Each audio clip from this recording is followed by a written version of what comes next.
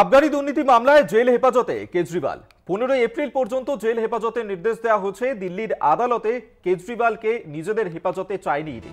21 March ইডির হাতে গ্রেফতার হন দিল্লির মুখ্যমন্ত্রী। আবগারি দুর্নীতি মামলাতেই তাকে গ্রেফতার করা হয়েছিল। দীর্ঘক্ষণ জিজ্ঞাসাবাদের পর তাকে গ্রেফতার করা হয় এবং তারপরে আজ তার ইডি হেফাজত শেষে তাকে আদালতে পেশ করা হয়। আবগারি দুর্নীতি মামলাতেই তার জেল হেফাজতের নির্দেশ দেওয়া হলো।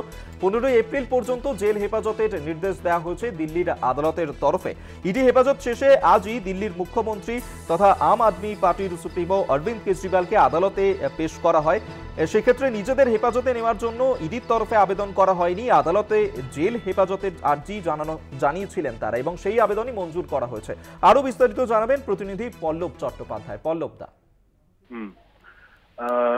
কেজরিওয়ালকে এদিন রাউস অ্যাভিনিউ আদালত 15 এপ্রিল পর্যন্ত বিচার বিভাগীয় হেফাজতে পাঠিয়েছে।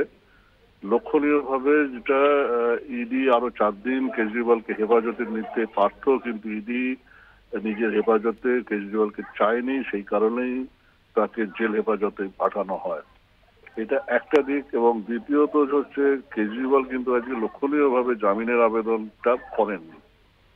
ফলে দুদিক থেকেই এটা রাজনৈতিক মহলের কাছে খুব আকর্ষণীয় বিষয় যে ইডি কেন তাকে নিজের হেফাজতে চাইল না, যেখানে এত বিতর্ক তাকে নিয়ে।